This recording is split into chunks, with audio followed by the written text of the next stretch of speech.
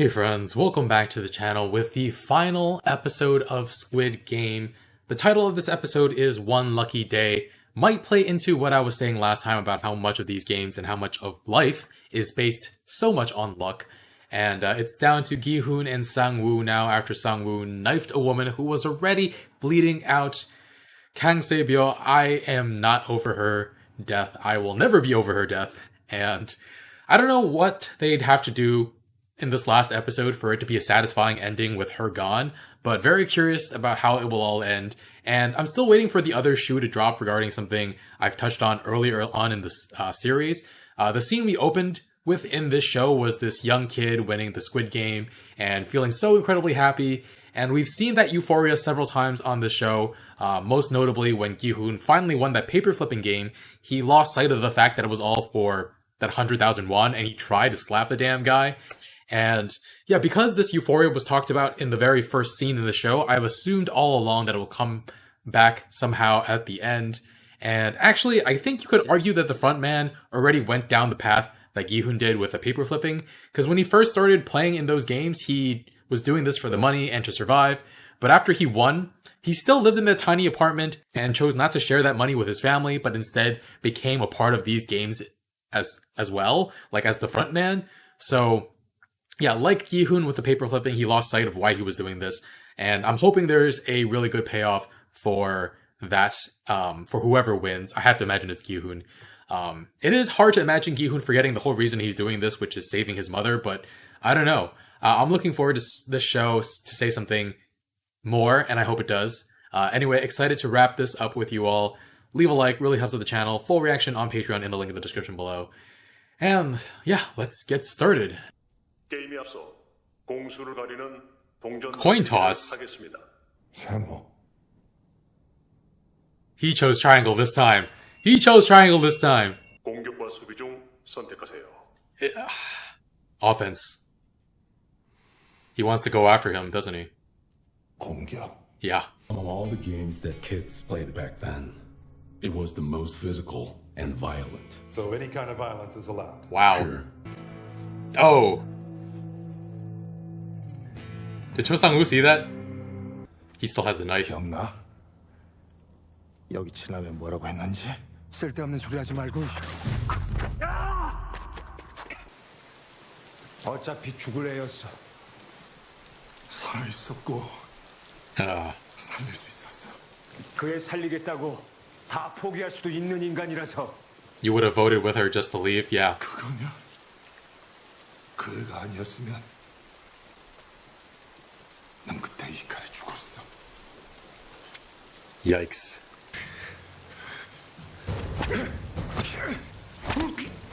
Oh man. Nice. They're desperate.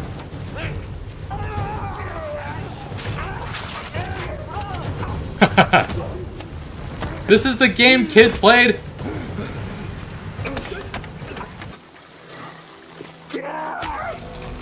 Oh shit. Dodge out of the— oh! Is the knife still in your hand?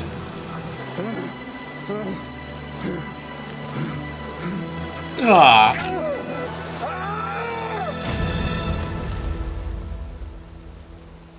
He didn't do it, did he? This game is over. Yep, that about wraps it up. Oh man. Damn, I didn't think they'd wrap it up so quickly.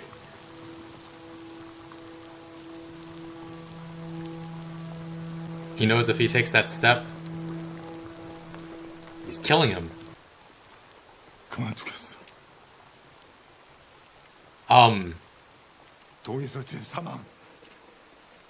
참가자 과반수가 동의하면 게임은 중단된다. Sang-woo is never gonna agree to that. Be careful he doesn't stab you.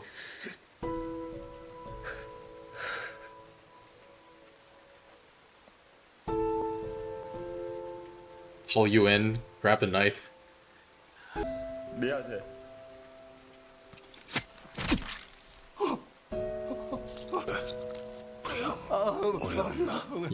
His mom. That's the biggest thing he cared about. After all that, choosing to forgive him, and Sangwoo didn't want to live in a world without... Oh man. 우승 축하합니다. 대단한 경기였습니다. 왜지? 경마 좋아하시죠? Huh. 당신들은 말입니다. 당신은 얼마 달리지 못할 줄 알았는데. 고통만이 기다리고 있을지어니 Is he just gonna get dumped out? 무릎을 꿇어라. 예수 믿으세요. God, I just woke up.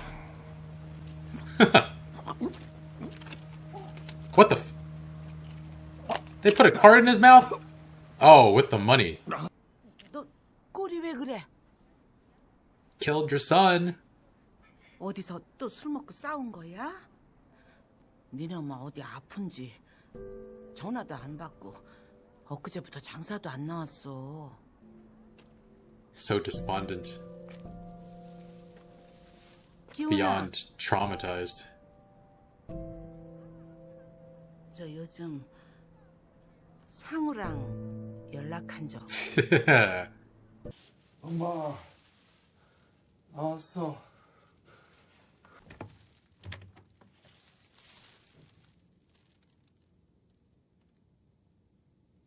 엄마 자? Is she dead? Did she die while he was in there? 엄마 나왔어.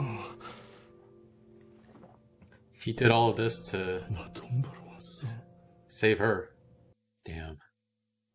1 year later. Time skip.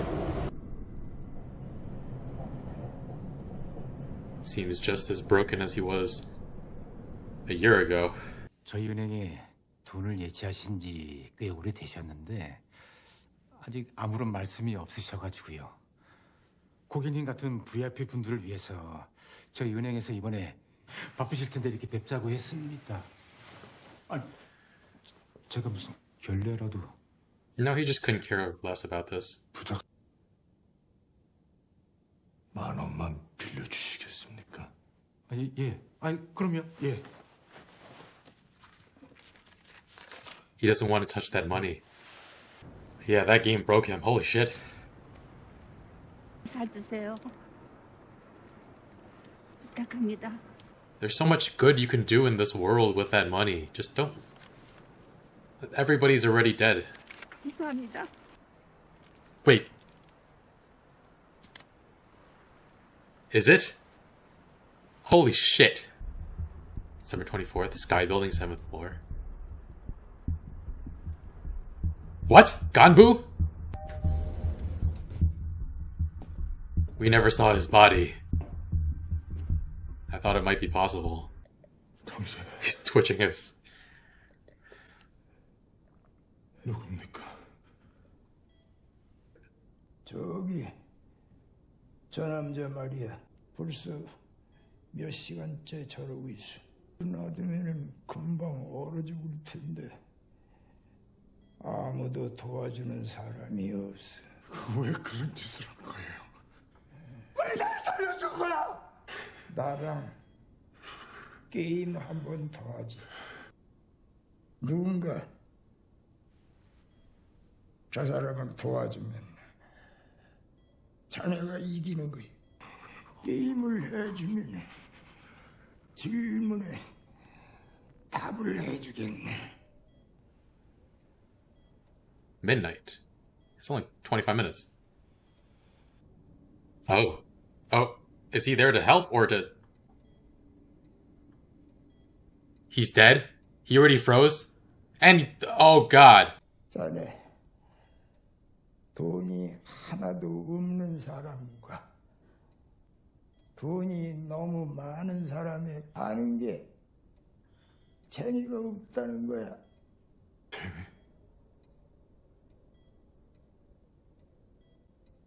재미로 그런 짓을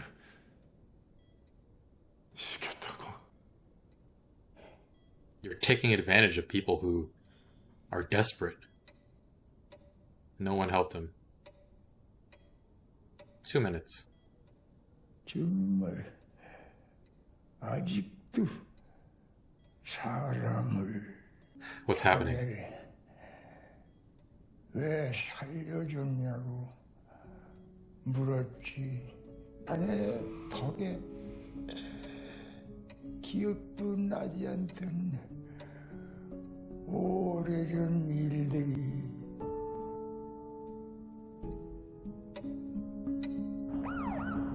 Oh, did that person make a call? Yeah. Holy shit. You get to kill him yourself. Is he dead already? He's dead already. 당신도 봤지. 당신이 졌어. 어떻게 해드릴까? 짧게 확 자르실까? New beginnings. 길으실 거면은 파마해드릴까? Permed.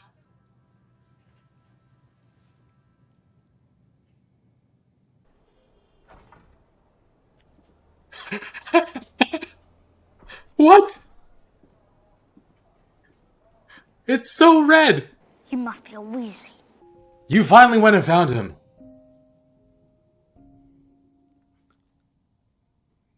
누나를 많이 닮았네. Oh my god. 그럼 우리 누나 어디 있는지 알아요? Do you tell the truth to this kid? Oh my god. 이름이 뭐니? 철이요. 강철. 아이고 추운데 옷이 이게 뭐야? 뭐 더 따뜻한 거 없어? Is there lots of money in that luggage? Oh yeah, there's a lot of money in that luggage. How much of that? Oh shit. 그럼 우리 가영이 선물도 샀지. 안 돼, 비밀이야. Oh.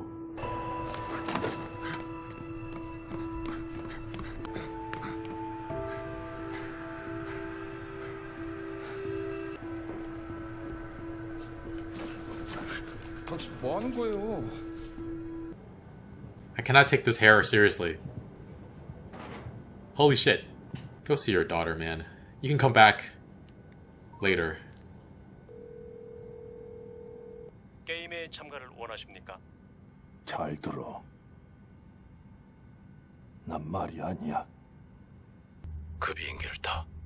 그게 당신한테 좋을 거야. They're watching him still. You have no chance against this. Oh man. I think there's something to be said about trying to stop this. He doesn't like the idea of this continuing to happen to other people, and I get that. But he's also extremely reckless. A $38 million US that he has is not enough to go against this type of organization. And why did he call them and threaten them? They're gonna take him out so fast. And spend some time with your daughter, goddamn. Oh, this show, man. But yeah, first we wrapped up the final game much faster than I thought we would. It was the Squid Game, Gi-hoon versus Cho Sung-woo. And I've mentioned this before, but even though my logical brain says that Cho Sung-woo played the game the way he had to win, my emotions still hated him for what he did to Ali and especially what he did to Sabio. So yeah, even though it was arguably the less interesting option, I still wanted Gi-hoon to win. And yeah, they played Squid Game. I'm still not entirely sure I understand how the game is played. Like, I understand what the stated rules are, but I cannot, like, we weren't, it would have helped if we were explained the rules while getting to see the playing field at the same time, because I'm not sure what corresponds to what. But I guess you don't have to appreciate the struggle that these two go through. It's not about the game anymore, it was just a lot of violence. But yikes, it's that violent of a children's game where you can do anything, where they just left unsupervised after school, like no teachers or parents to stop them from like fighting each other so hard. But yeah, granted, back then there's probably no biting or actual like punching and kicking or sand throwing, or knives for that matter. But still. But yeah, speaking of sand throwing, I'm not sure where that pocket sand meme comes from, but that's kind of what it felt like. And Gi-hoon called a triangle on the coin flip, Granted, it's not the same as choosing triangle during the honeycomb game, but I think it's a nice detail that this time he's the one who chooses triangle. And after winning, of course, he wanted to go on offense. He wanted to attack. And I mean, you just knew he would because he was so mad about Sebio. And she was his friend. And Sang-woo just ruthlessly killed her. So I get it. I get wanting to go on the offense. The rain was a nice touch. I thought the competitors, the competition committee or the frontman created artificial rain at first, but no, it just seems like the universe could feel what a big moment it was and wanted to create more drama. Also, it prevented Gi-hoon from using the sand attack again, and it just became like a complete mess of a fight. They were all like just a muddy, all-out brawl, and it just got so brutal. Gi-hoon actually caught the knife by letting it pierce through his hand and then biting Sang-woo's foot. I mean, man, if he was into that, all he had to do was ask, right? But anyway, he wails on Sang-woo until he's clear to either kill him or walk away to the victory zone, and he does neither. And it's interesting because I think Gi-hoon, I've never thought of him as a go-getter, but he really enforced my perception of him that he kind of doesn't actively do much. Granted, that might be partially because he's been fired and he had this failed business, and we might be catching him at a very bad time in his life when he's become more passive. But him walking away is also consistent with his kindness. The fact that he's willing to give up so much money so that they can both go home. The trauma he's going through is more than enough to just have him just give up on all of it. And unfortunately for him, Sang-woo would rather die here than go back. And think of a way to die. He killed Se-byul like that, and then he kills himself like that. I wouldn't call it foreshadowing, but there's a bit of parallel to him yelling at 69 for wanting to quit, and 69 wound up killing himself. And this time Gi-hoon wants to quit, and Sang-woo kills himself. Yeah, and then Gi-hoon with that deep, deep trauma. I mean, even before getting home, he's just broken. Walks by Sang-woo's mom, can't say a word. And then he gets home and finds out his mom passed away while he was playing the freaking games. The whole reason he was in there, and he wasn't able to save her. I mean, I can't imagine what's going through his mind. As shitty as he was treating his mom, he was willing to risk his life to save hers. So, yeah, it's rough. And so he doesn't use the money at all for an entire year. There are a lot of factors going into that: survivor's guilt, PTSD, and he feels like it's all blood money and doesn't want to spend it. There's a lot of different reasons why he probably didn't use it, but then there was that reveal that his Ganbu, Oh-il freaking Nam. I thought something was up from him from the get-go, and I even guessed that his motivation was... I guessed his motivation correctly, but I was wrong about who he was. I thought he was an old winner who came back to play again because he got bored with his life and was dying anyway. That much was true, but turns out he wasn't an old winner, but he was the founder of all this. At least he was the founder of the South Korean version. Though it sounds like from the talk he has with Gi-hoon earlier that he banded together with a bunch of investors to go in on this, and maybe other countries are copying him. But yeah, all of this, so much bloodshed, so much pain, just so that these rich people can have some fun, not be bored. Horse racing, they could have bet on horse racing. That was too boring. They had to bet on desperate humans and create a situation with desperate humans and have them fight and claw against each other to victory. And Gi-hoon is so pissed when the front man says that he's a horse and they're all horses in a horse race to be bet on.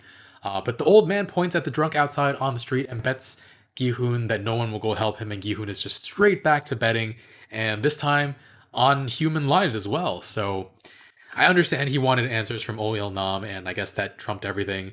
But also, there was no condition that Gi-hoon couldn't go down there and help the person himself. But I was just like, go help him. What are you doing? But yeah, Oh-il Nam. I don't know what he was trying to prove with that bet. Maybe that no one in the world is kind, so what he's doing is okay. Maybe that Gi-hoon should let go of the desire to be kind and just use the money for himself selfishly.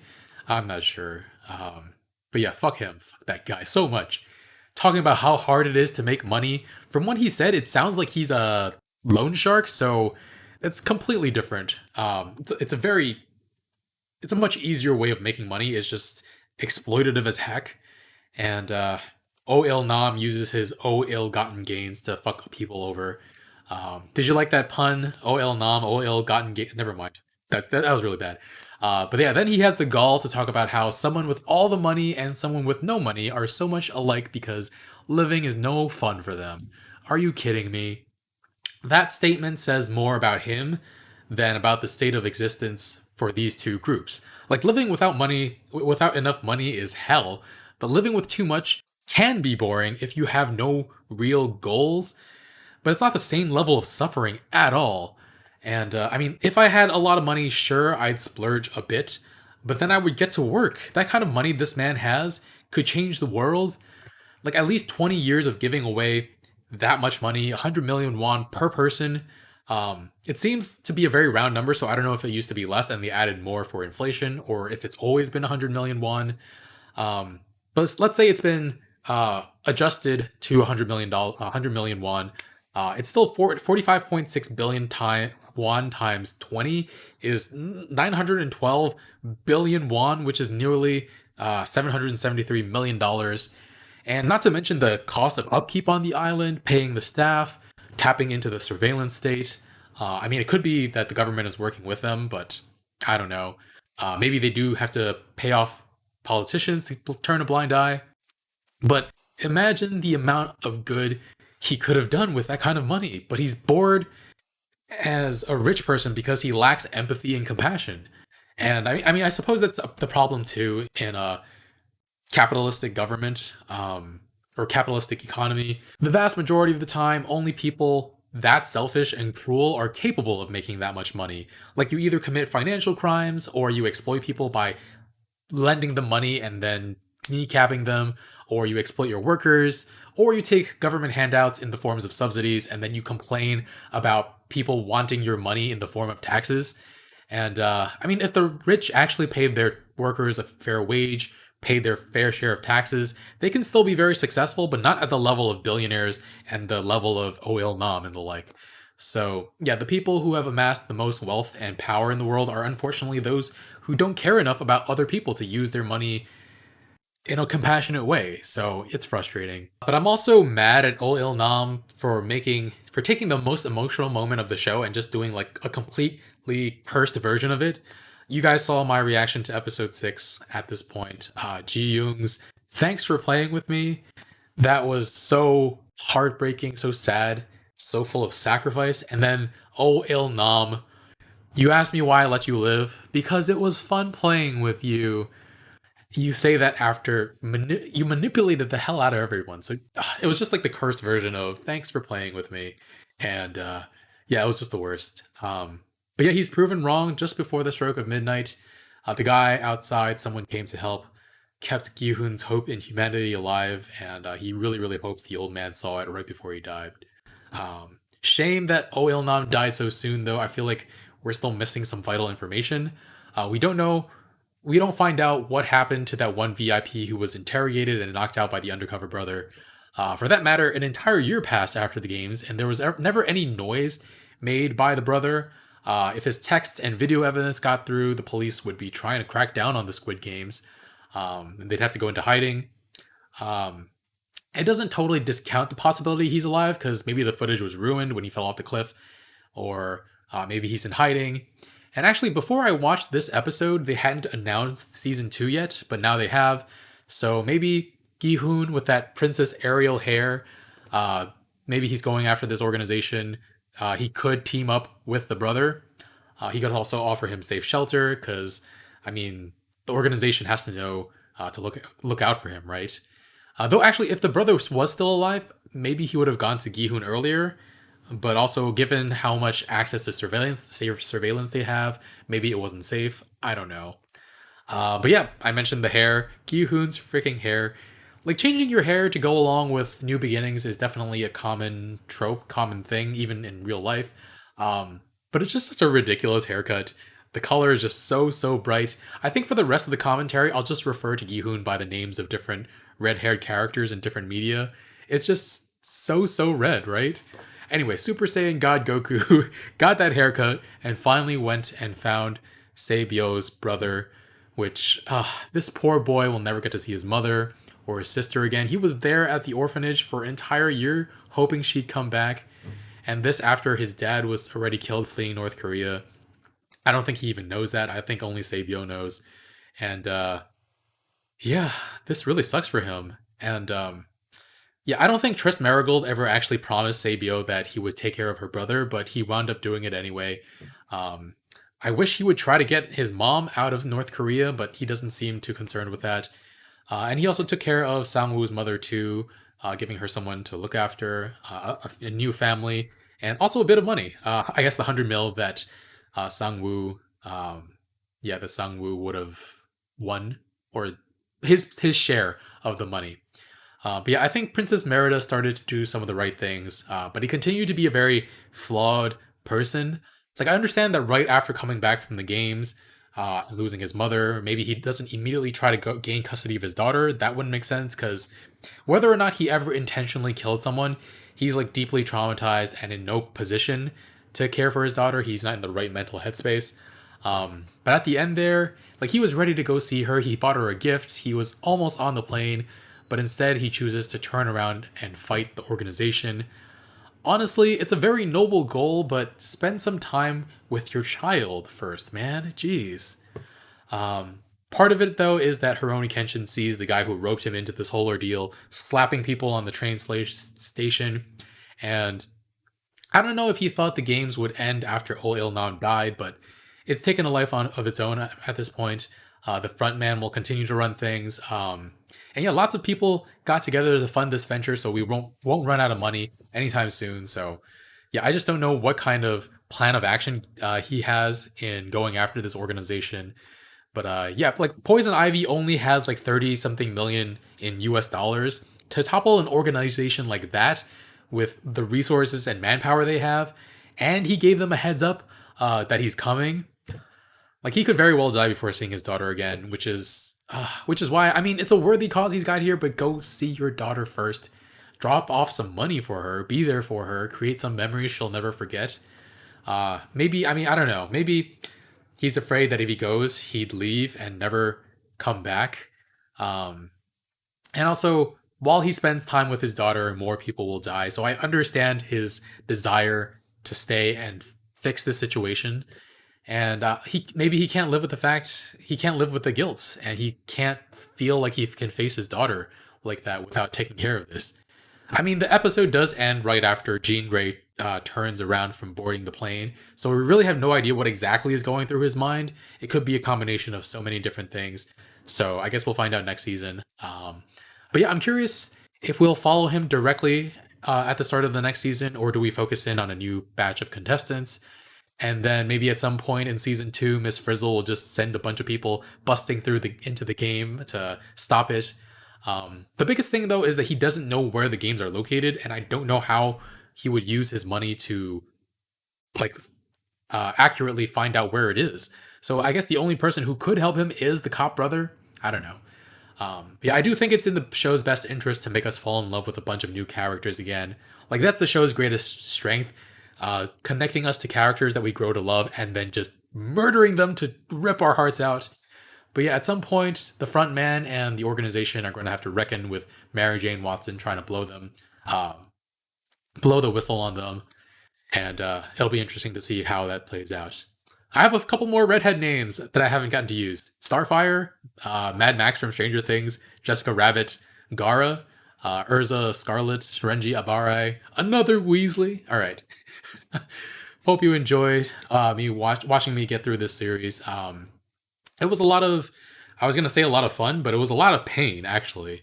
They had to kill all of our favorite characters, for sure. Gi-hoon is fine, but Saebyo, Ji-young, Ali, those hurt so much. Okay, guys, thanks for watching. Full reaction on Patreon in the link in the description below. I'll see you guys next time with more in season 2 and a whole bunch of movie reactions coming up, watching Futurama, The Big Bang Theory, all kinds of stuff. So stick around. And yeah, I'll see you guys soon. Bye, friends.